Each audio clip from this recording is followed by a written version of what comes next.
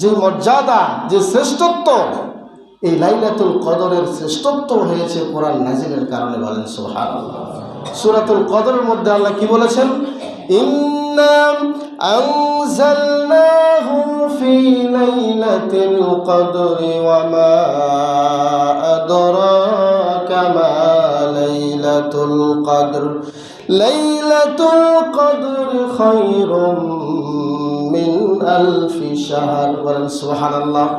আল্লাহ রাব্বুল আলামিন বলেছেন, নিশ্চয় আমি কোরআন নাজিল করেছি কদরের রাত্রিতে, নিশ্চয় কোরআন নাজিল করেছি কদরের রজনীতে।